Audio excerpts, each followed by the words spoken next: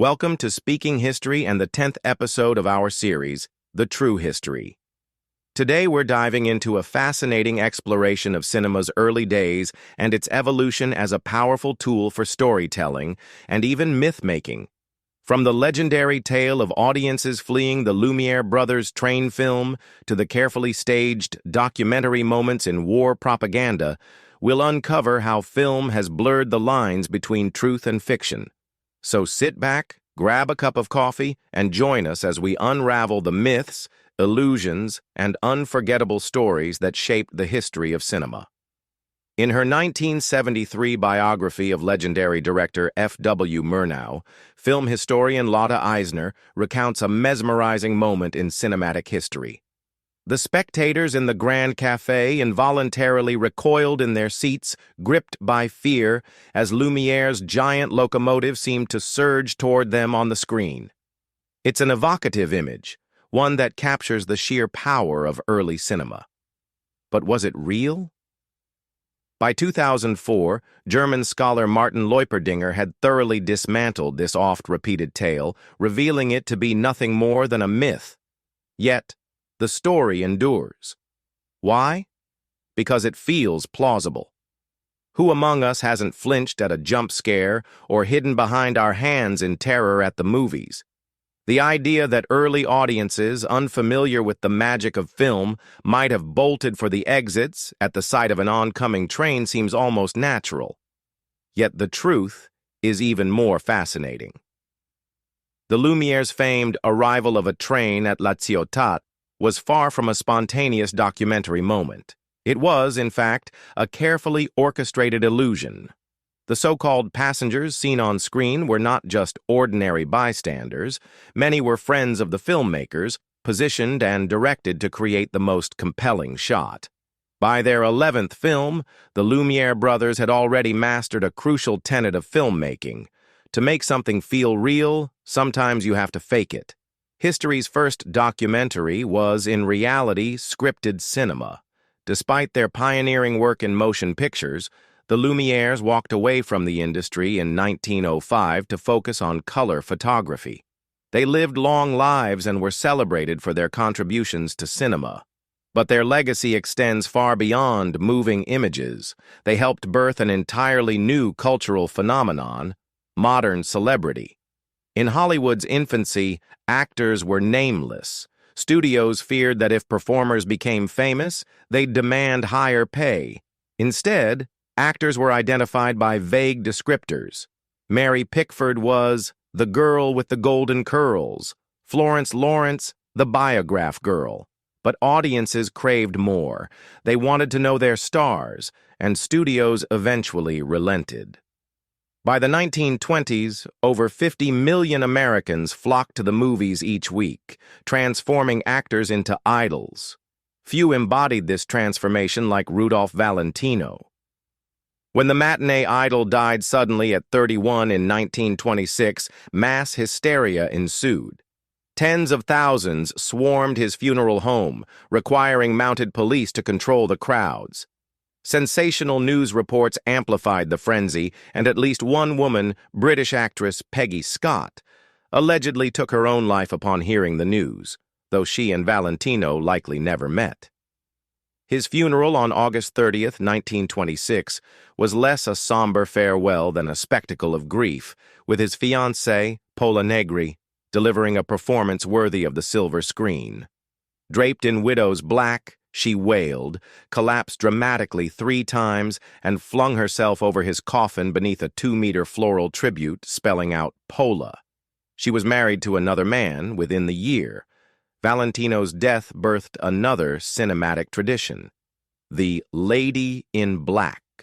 On the anniversary of his passing, a mysterious veiled woman would lay a single red rose at his grave.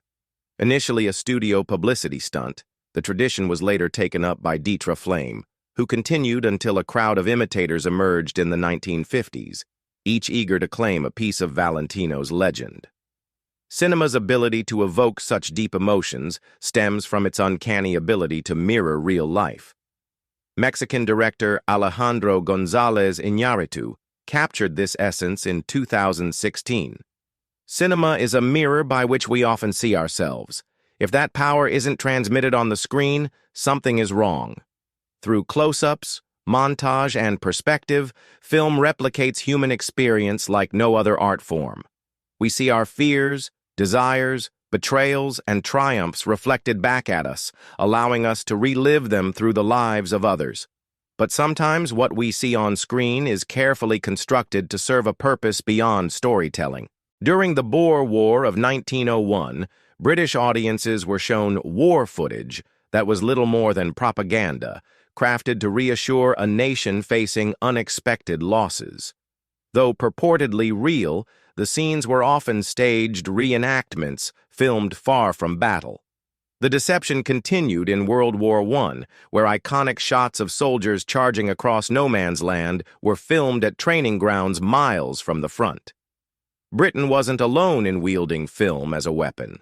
The Second World War saw a surge in propaganda films, with censors dictating what could be shown. When Powell and Pressburger's wartime drama initially faced bans, a clever marketing tagline invited audiences to come see the banned film. Even in war, PR found an angle. As the conflict ended, Hollywood and British studios ramped up war films, producing around 30 between 1945 and 1949. By the 1950s, war films had become box office gold, shaping national memories of the conflict for generations. Many of these films, while claiming to depict real events, took significant artistic liberties, omitting inconvenient truths. One of the most famous examples, the 1955 British war epic The Dam Busters, told the story of the RAF's daring attack on German dams. The mission was hailed as a resounding success, but declassified documents later revealed a more complex reality.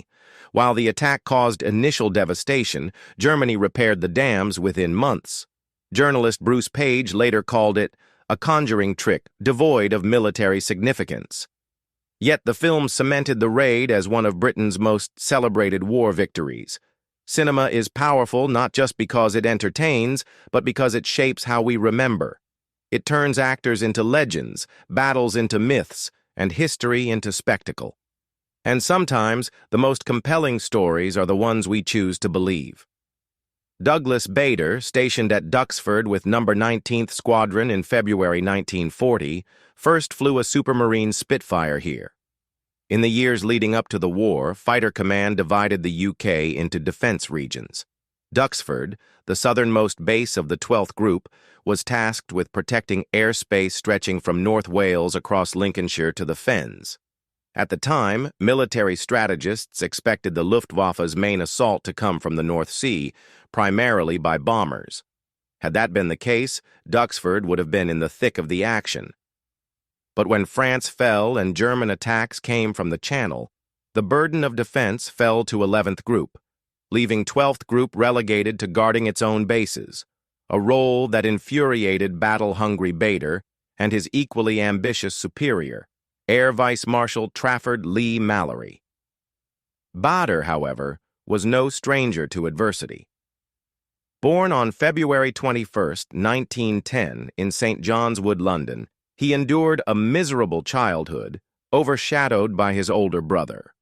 His father, a civil engineer, fought in the First World War, reaching the rank of major before being seriously wounded in 1917.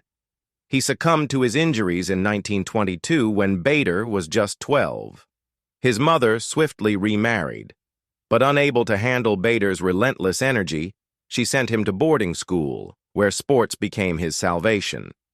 At Temple Grove and later St. Edward's in Oxford, Bader wasn't an academic standout, but he was a force to be reckoned with in athletics. He excelled at boxing, cricket, and above all, rugby, a sport where he moved with the grace of a poet. He found inspiration in his uncle Cyril, an RAF officer, who introduced him to aviation in 1923. Though captivated by planes, his heart remained set on competitive sports. Against his mother's wishes, Bader joined the RAF in 1928 and also played rugby for the Harlequins. Just before his fateful crash, he was on the verge of an England team selection for the 1932 season. Losing his legs would have been devastating for anyone, but for a sports-obsessed young man, it was especially cruel. Determined to adapt, he took up golf before finding his true replacement for sport: war. Bader approached combat like a high-stakes rugby match. He was frustrated by being sidelined with the 12th group and saw himself as a captain even when he wasn't.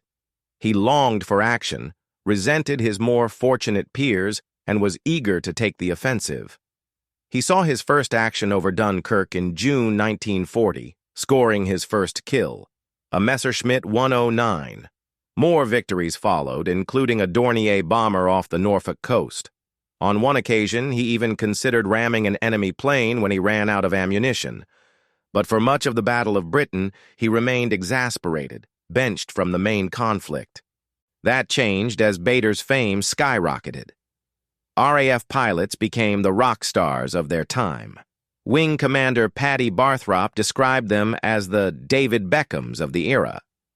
But Bader was unique, not just because he was a skilled pilot, but because he overcame immense adversity to become a symbol of resilience and determination. His fame wasn't solely due to his flying prowess, but also his remarkable story of perseverance after losing both legs in a flying accident in 1931. Bader's return to the RAF and his subsequent success as a fighter pilot captured the public's imagination, making him a national hero. Bader's insistence on aggressive tactics and his leadership in the big wing strategy, mass formations of fighter planes used to engage large numbers of enemy aircraft, sparked both admiration and controversy.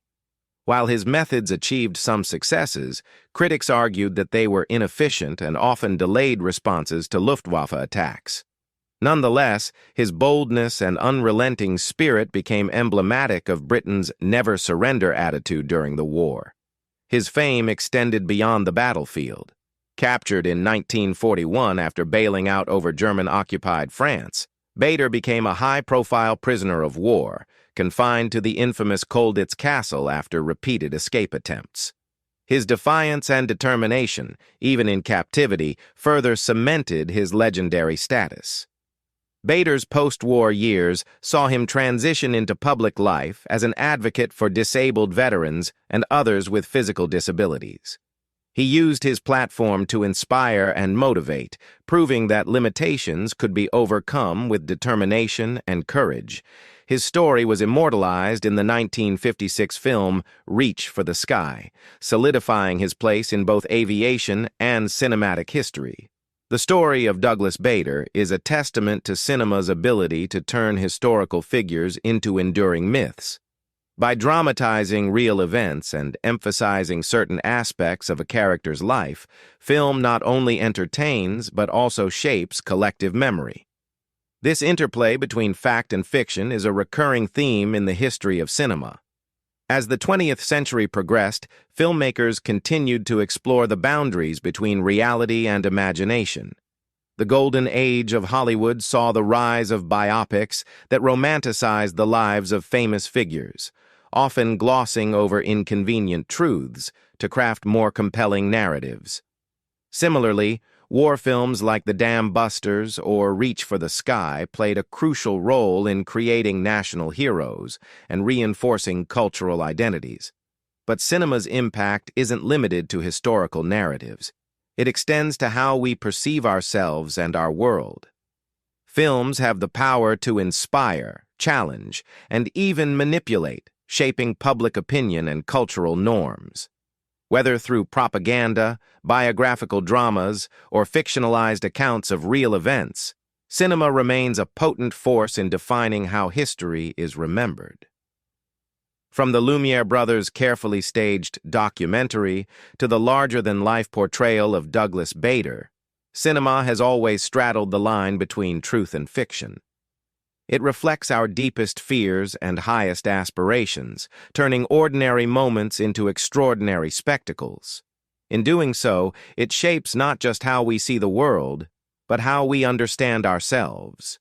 As Alejandro González Iñárritu aptly put it, Cinema is a mirror by which we often see ourselves. And like any mirror, it can distort and enhance, turning reality into something even more remarkable, a story worth believing. Thank you for watching this episode of The True History on Speaking History. We'd love to hear your thoughts on the episode. Did any of the revelations surprise you? Let us know in the comments section below. If you enjoyed the video, make sure to give it a thumbs up, share it with fellow history buffs, and don't forget to hit the subscribe button to support our channel. Turn on the notification bell so you never miss an episode.